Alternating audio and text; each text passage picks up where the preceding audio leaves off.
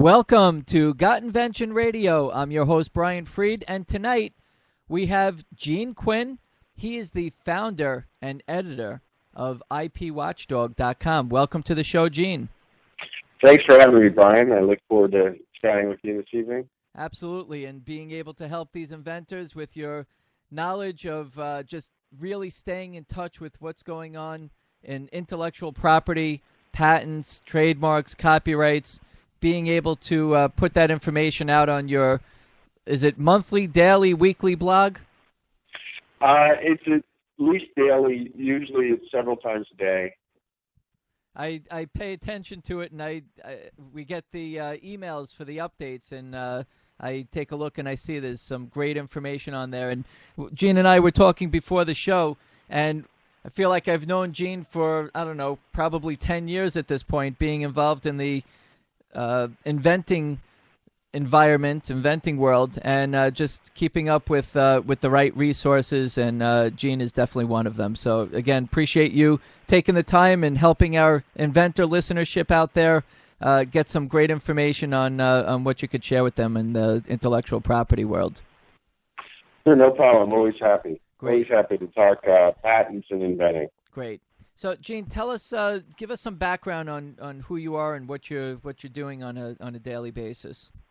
Okay, well, I'm a patent attorney, and I wear a couple different hats, I guess you could say. The primary hat is IPWatchdog.com. I've had the website since 1999, and back then it was a resource. I put stuff up I wrote, but when blogging became really popular, I started doing that, and it's really taken off. So IP Watchdog has become largely a media enterprise focused on patents, intellectual property, innovation policy, and that sort of thing. I'm also a patent attorney, and I have a small practice at a firm that's headquartered in Florida with offices up here in the D.C. area. And my focus is on computer software and computer technologies when I represent clients. Okay. So the website is IPWatchdog.com. And now, how many readers do you actually have on your website? Well, it's pretty exciting. We, on a monthly basis, have about 90,000 unique readers. It's fantastic. That's great. And the information is resourceful. So hopefully some of those listeners, the readers, are listening tonight and actually hear the man behind all the words on IP Watchdog. Yeah, it was good. Oh, that's great. So I know that you're up on all the latest news that goes on from the White House, especially with the new America Invents Act, which was written in October, or passed actually October of, was it last year? Yep, and it was September 16th of 2011. Oh, September, right. And there's been quite a bit of issues that are evolving and being resolved from there, and new things coming out. I know you're on top of it. Maybe you can just give us a perspective from an inventor's perspective, I should say, just to kind of simplify it, because I know that some pieces are complicated, but if you can just share with us what it is that was included in there and what is going on and what can we expect from it. Sure, no problem. The first thing is even though the law passed, now it's roughly 16 months ago, the most major provisions in the law have not gone into effect yet. There's been a couple different waves of implementation that really haven't changed much of anything. At least as far as the independent inventor would be concerned, or the small business. That changes starting March of next year. On March 16th, we become a first-to-file system, moving away from the first-to-invent system. And that has been really scary for a lot of inventors, and I think, before I go down that road, let me just say, my viewpoint on this is different than what many inventors have been told. Mm-hmm.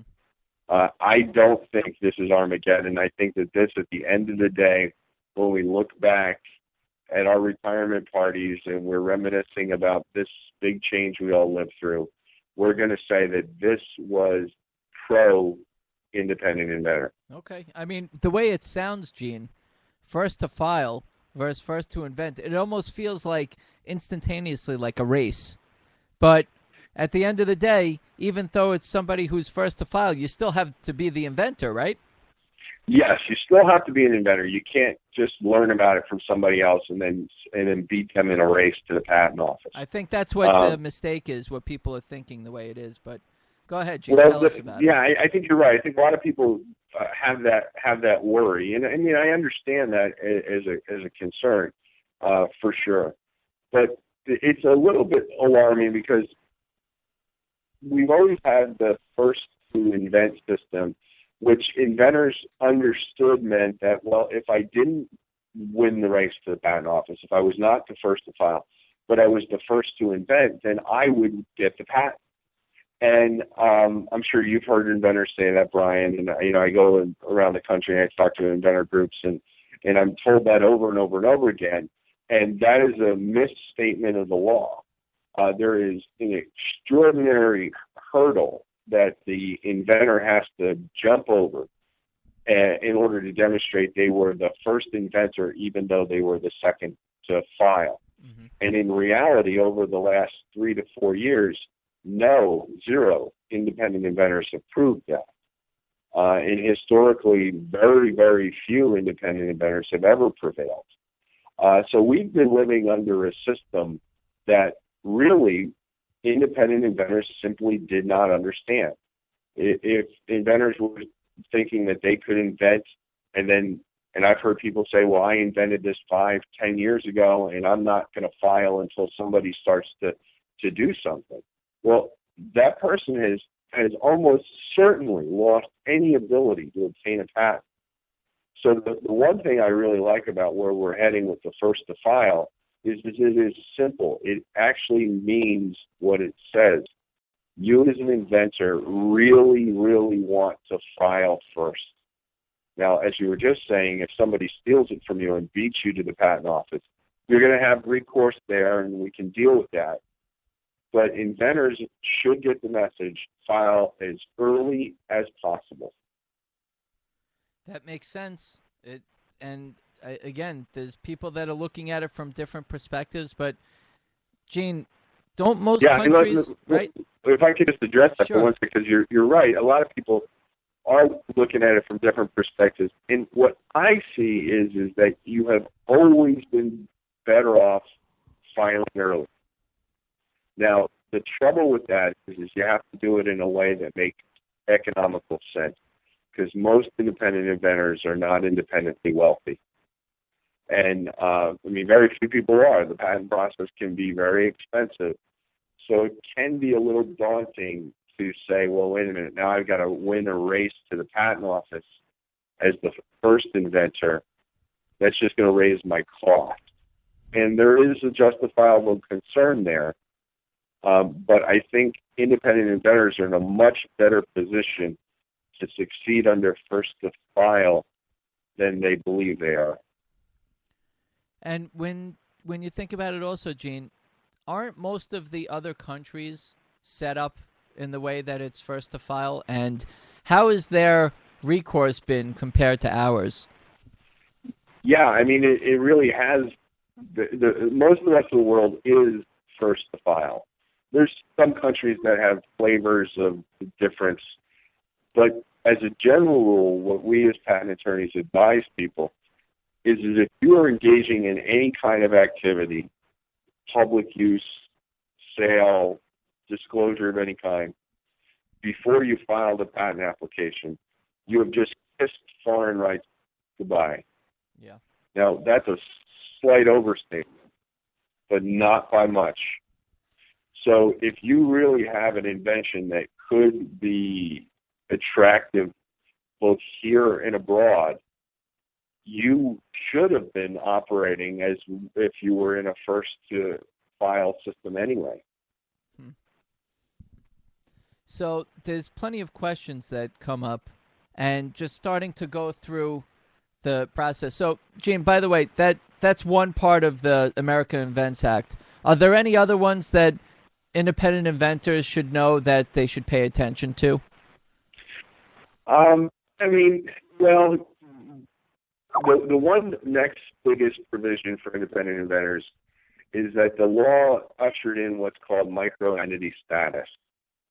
So a certain group of inventors who are at the lower end of the income range, who are not professional inventors, they have only a few patents or a few patent applications, will be able to qualify for fees that are 25% of what other people pay. Now, that hasn't yet gone into effect because the law gave the Patent Office the right to modify fees. But as you can imagine, in the federal government, anytime money is involved, they have to go through a long process. So that's believed to be culminating probably in about February or March of next year. Mm-hmm. So inventors should be on the lookout for micro-entity status because a lot of the independent inventors are going to be able to get preferable treatment on fees, very preferable. Okay, is that something that they actually pay attention to when you file? Is it, let's say if you have 6 patents and you're going for the next one, can you still put it down as a micro-entity? Are they going to fine you for that? They're going to disallow a patent? Do you have an idea? I don't know for sure. I haven't seen the regulations. I would not advise doing that. I think there probably would be some repercussions, although I don't know because the other change in the law, which I'm not sure is a good change, but they've taken out all of the how do I say it? If you made a mistake at the patent office and there was no deceptive intent, it was relatively easy to fix. Okay. If there was deceptive intent, you couldn't fix it. Understood. I'm sure it's not... They removed that from the law, so now you can fix both deception and lack of deception. Oh, that's good. That's fair. Yeah. As long as people are fair and, didn't actually mean it. I think you should just play it straight. Anything else on the American Invents Act, Gene? Anything else that we should know? Or I would say no, simply because there are a lot of questions. There's far more questions than answers, and anytime Congress changes the law, we really aren't going to know exactly what it means in the intricacies until we start to get judicial decisions. So the last piece I would talk to people about with respect to the American Invents Act is be cautious. You want to be conservative. Don't do anything risky. Don't try and convince yourself that there really is a meaningful grace period anymore, because there's really not.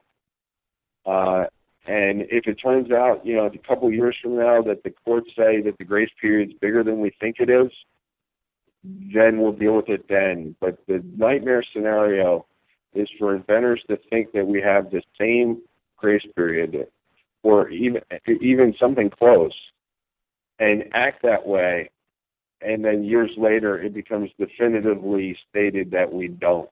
Yeah. Because they will totally compromise themselves. Well, that makes sense. Gene, I'll tell you, from my perspective, I'm a pretty active inventor, and I've been paying attention to the what's been going on with the law, and we've had several executive directors and people from the United Patent and Trademark Office on our show, including Janet Gongola. She was also on, and she's, I think, the head of the American Invents Act. It's really interesting, but just from an inventor's perspective, I'm really not changing much of what I'm doing, Gene. When I come up with an idea, I go through a bit of my process, and when I'm ready, I file for my provisional patent. I take that seriously, and then I go out and I explore, and then eventually I'll turn it into a non-provisional, otherwise known as utility patent, and be able to move forward with my idea. But I still want to make sure that I have something there, Gene. It's not. I don't want I don't want to have that mindset of that it's a race to